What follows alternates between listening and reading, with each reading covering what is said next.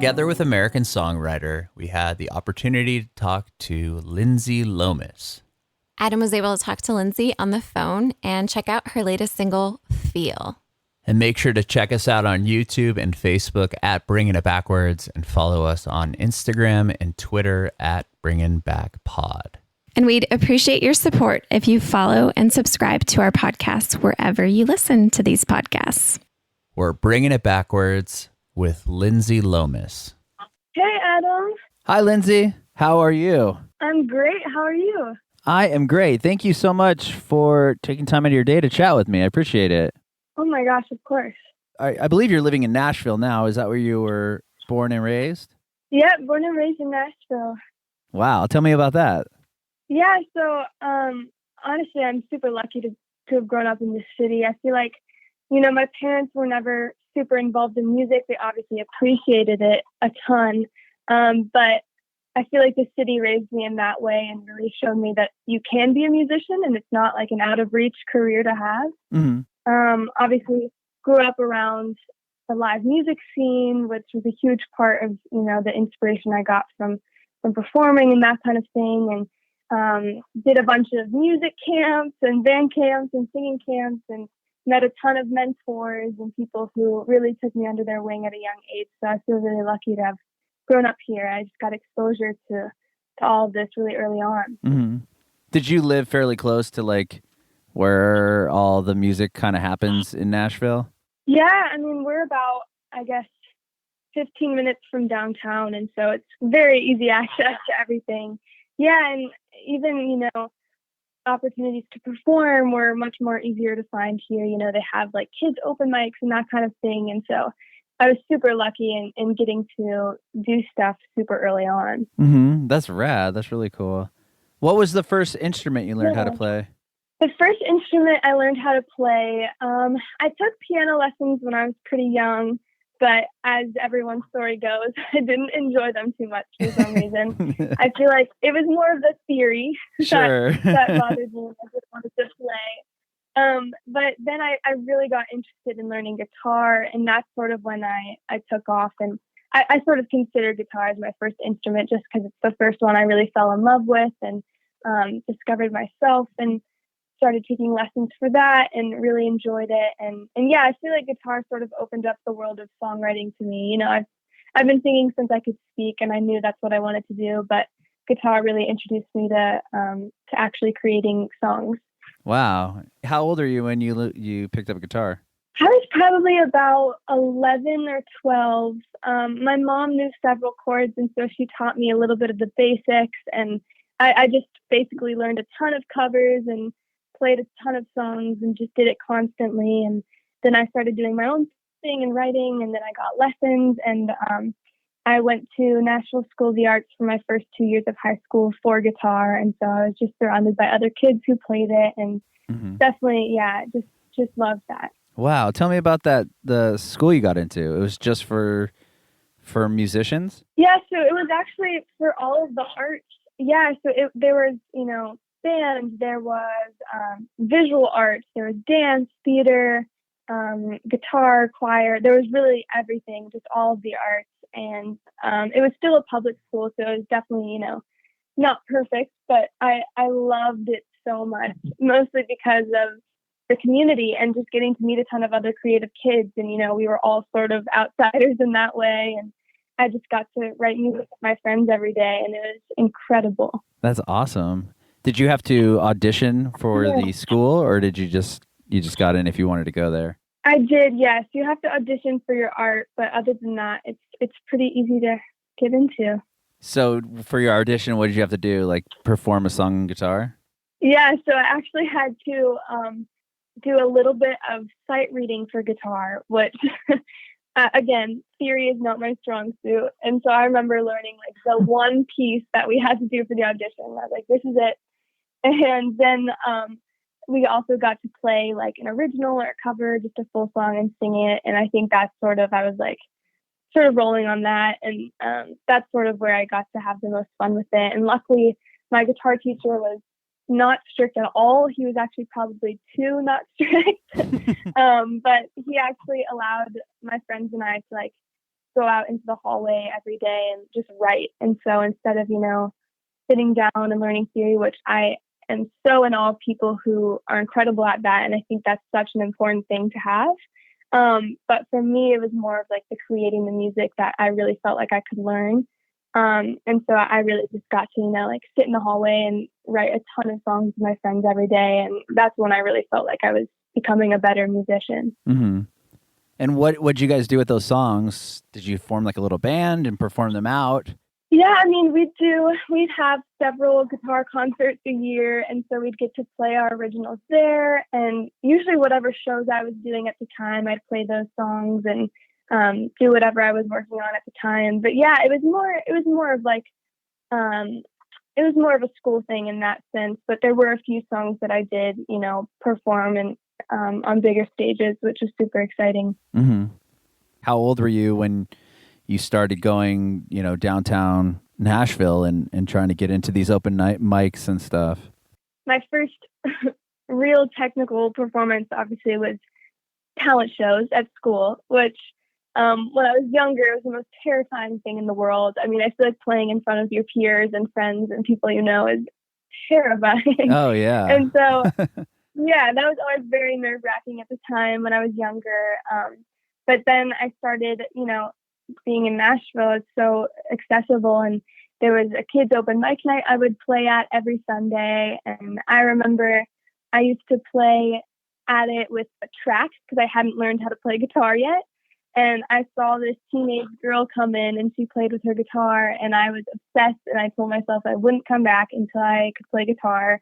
And that's why I learned it. And so it definitely was like seeing other people my age doing what I wanted to do really, was super inspiring to me. Mm-hmm. Aside from every Sunday doing the kids open night mic, when did you progress into a bigger room or a different spot? Yeah, so there was also a lot of these adult open mic nights that allowed me to play, and they were held by this independent radio station here called Lightning 100. And every week it was like a school night, so I'd have to convince my parents to take me out there, and they loved it because it was like a restaurant and they got to hang out. And I would play, we'd wait like 3 hours to play 2 songs, and it was just such a fun experience for me to meet other adults doing it and to see, see what I could be doing in the future. And so yeah, it was always such an incredible environment. I feel like in Nashville, everyone was always very uplifting to me, even though I was a kid. But yeah, it definitely, and then evolving from that, I started getting other shows through camps I was doing, and mentors were bringing me opportunities that I'm super grateful for, and experiences that really shaped who I am today. And obviously performing is one of my favorite parts of it. And so I definitely got to do that a ton here. Mm-hmm. When was the first time you went in the studio to record? Oh man. So I started taking vocal lessons when I was 10 years old, and they were not really the normal vocal lessons. It was sort of, my vocal coach was pretty loose with everything. We didn't do a lot of training, and we basically recorded all the time. And so I got to learn how to record and to sing on an actual mic and that kind of thing when I was starting just singing. And that was super beneficial for the future when I did start recording stuff. And I actually released a song when I was 12 that is not up anymore, thankfully. It's extremely embarrassing now. But yeah, so like when I was 12, I got to go to the studio and record an official song and meet all the bandmates. And that was extremely important for me to learn, and to just navigate how the studio world works. And obviously it was extremely exciting for me as well, and just an incredible moment. But yeah, things like that really helped later on when I was co-writing and in the studio all the time working with people. And I feel like I definitely got to navigate it much easier from having that experience. So you put out last year, Chapter 1, which was your first EP? Yes. That EP, the main thing was the single off of that EP, Simple Love, that I released prior to it in 2018. And that EP was majority just sort of songs that I had written. 2 were co-writes and the rest were just me. And I honestly just wanted to put something out, and I felt ready. And I got to record the summer of 2018, and again, such a fun experience to do it officially. It always just feels so real being in a studio, and honestly had absolutely no clue what that would bring me. And it was kind of perfect timing. I had just, done an Instagram cover of Just the Two of Us by Bill Withers, and it had picked up some steam, and some pages had reposted it. And so a lot of people were looking at my page right before the release, which was amazing. And people loved the music, which I was very grateful for.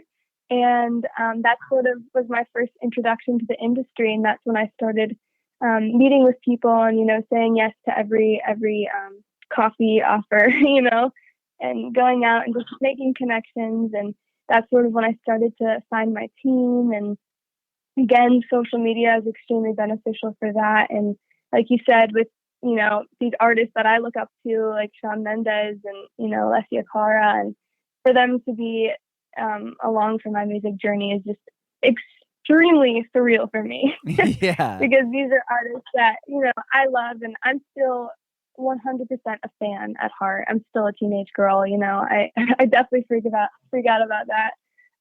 But yeah, definitely stuff like that was just very exciting for me. And then finding my team and finding Altadena and Warner, and again, extremely surreal, but also just so natural. And I just really feel like the people I'm working with are just good-hearted people, which has to come first. And so it definitely all happened extremely organically, which I'm grateful for. Yeah.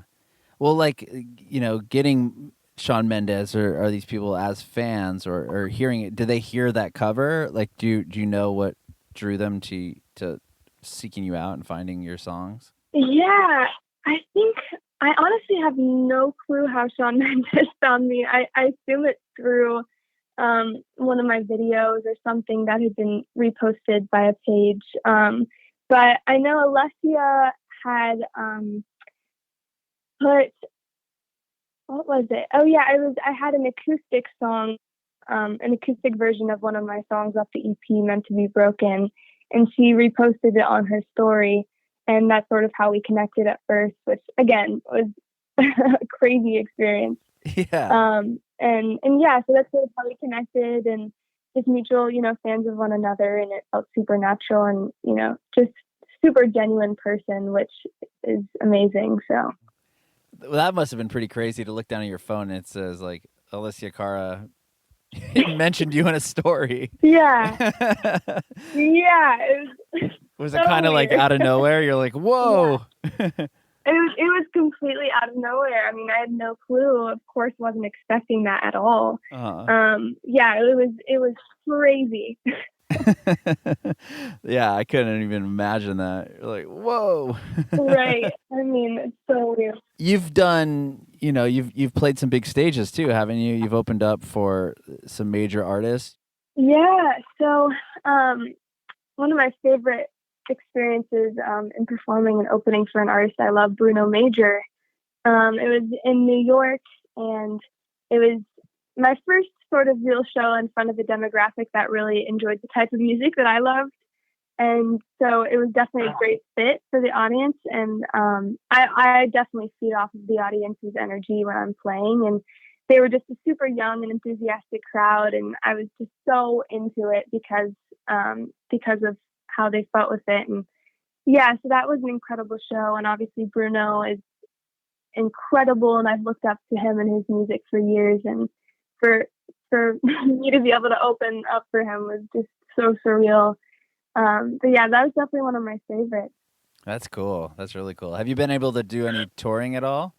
I haven't toured yet. Obviously, that's a huge dream and goal of mine. Obviously, it's kind of hard to imagine right now with the state of the world. Sure. But I definitely know that in the future I will be touring at some point. But yeah, as for now, I really have been doing sort of like one show opening for one artist, on a tour date or something like that, which has been so fun. That's cool. That's really cool. So chapter 1 was the first EP you put out, and is that what drew the attention of Warner? Yeah. Like, how'd you get signed to Warner Brothers, or how'd you get signed to Warner Records and everything? Yeah, so it was basically at that period where I had a cover that had come out. This incredible man off of Altadena named Daniel Lee. He's my A&R. He's incredible. He wanted to reach out, but as the good person that he is, felt weird reaching out to a 15-year-old at the time. And so he asked his creative director, Noreen Prunier, to reach out. And so I met with her, and my mom was there as well. And then we met with her and Daniel, and then for Daniel and Busby. And when I met with Busby is kind of the first moment where I was like, okay, this is the group I'm going to be working with, and these are the people I want to be around all the time. And Busby then introduced me to the Warner team and Aaron Bayshuk over there. And it all happened so fast. It's still really weird to me, but yeah, it really was sort of just going with my gut with the people I was working with. And obviously hearing the name Warner Records as a 16-year-old was super crazy, and just sort of like a dream coming true every day. And yeah, I'm super grateful to Busby for that, for introducing me to them, and definitely just being an incredible mentor in that way, and very influential on my career. Mm-hmm. Do you feel like being so young, was it harder to, when you were playing those earlier shows, to be taken seriously? Honestly, I hear that a ton with younger artists, but for me, I never really had that experience. It was a lot of times, obviously, I would walk on stage and people would be like, "Oh, that's so cute." And then I feel like it was sort of like my responsibility to like prove it to them. And it's not like they were looking down on me anyway, but it just was less of like, oh, she's an artist doing it for real. And so I really always, I made note of that and made sure to, make sure I was proving them wrong and that kind of thing. But I was super lucky again. And I think it's part of the whole Nashville thing that people were super supportive of me regardless of my age. And even within the industry, I feel like since I do have such a strong vision of what I want, that people did take me seriously early on, even within Warner and the bigger companies. And, I'm very appreciative for that, because I do, I want to have control over what I say and do and that kind of thing. And it's super important to me. And they've all been extremely respectful to give me that side of things. So, yeah. That's amazing. Yeah. Because I could kind of see that, like, yeah, like, oh, look at, she's so cute on stage, but like not really being like, wow, she's actually a really, really awesome artist, and she can write all these rad songs. And yeah, I bet you exactly. And I think that was sort of what motivated me to keep going, because I loved the feeling of getting up on stage and people not expecting anything, and then like opening my mouth and changing their perspectives on this little girl. And I think that was just a super like motivating aspect of this. I just really wanted to, it's not necessarily proving people wrong, but just showing them that, I can be a little girl and also do big things, Sure. Yeah, totally. Well, tell me about the new song, Feel. Totally. So Feel was actually, it was my first ever session in LA. And I had actually had a session that was canceled that day. And so Busby threw me in a room with this writer and producer, Ryan Daly, who is now, I work super closely with on everything I'm doing. He's sort of like my big brother, and we really click musically. And I'm super grateful that Busby introduced us, because he's definitely a huge part of what I'm doing now. And yeah, we went into Feel sort of as a blank slate, and we didn't have any concept, and we just started writing, and it felt so natural. And by the end of the song, I was like, I know exactly what this song means to me personally. And so it's sort of like, we worked till 4 a.m. and oh my gosh, started cutting vocals at 2, and the majority of the vocals, are still on there today from a year ago at 2 a.m. It's just so funny to think about. It's very rare for me to like something that I did for that long, As an artist, I'm always evolving, but I feel like it's a good sign that I still like this song a year later. But yeah, it was definitely just a very organic experience in the studio, and we just clicked immediately, and yeah, we created Feel, and yeah, now it's sort of the basis of this new sound that we're going for.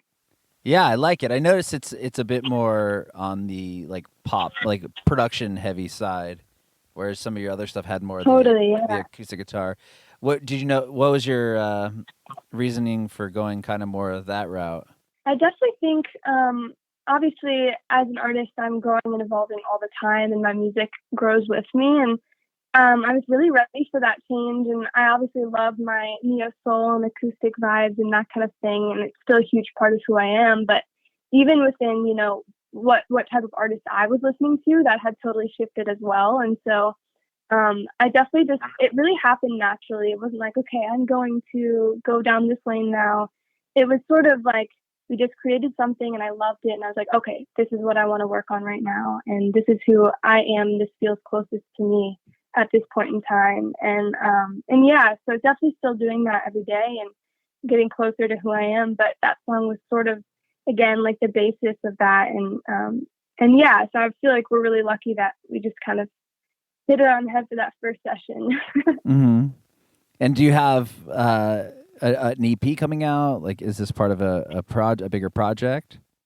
Yeah, so we have more music coming out very soon, and an EP, and some other exciting things coming along with it. So I'm really excited to start showing the world all that stuff as well. Awesome. Very cool. Have you been doing anything to keep yourself occupied during the quarantine and stuff? Like, yeah, I mean, obviously anything to keep me occupied right now is a good thing. So I think we're all sort of going through that right now. But I feel lucky that I still can continue to work during this time, even if it looks extremely different. I'm obviously doing some Zoom sessions and still working with my collaborators. And actually, the music video for Feel was filmed in quarantine. And oh, was it? That was a really interesting. Yeah. Wow, tell me about that. It was really fun. Yeah, so we had plans to obviously professionally film the first music video off the label, but they got, shifted, of course, with what's going on. But I still definitely wanted to release something that didn't feel like, a quarantine music video that people had been releasing. I wanted it to still feel real and like this new introduction to the next chapter. And so we started playing that, and it definitely caused us to be a bit more creative about what we were doing. And we had time to experiment. I mean, we kind of had to experiment with the case that we had, and we had, my brother was home from college, and luckily he's good with technology and he filmed the whole thing. And my mom held up the director on Zoom the entire time, so the director was directing us through an iPhone. Oh my gosh, then, that's crazy. Yes, yeah. So we sort of did it all like in my neighborhood, and just sort of went around to different places, like experimenting what could look cool and what made it still feel real. And yeah, it really helped having, my brother has a drone, and so we used. Oh, okay. I was going to ask about that shot. Yeah, you have the shot where you're like on the car, and it kind of spins down. Right. Yeah. Totally, yeah. So that was the drone. My brother is actually an aerospace engineer, so he like builds drones and is super smart. We're total opposites.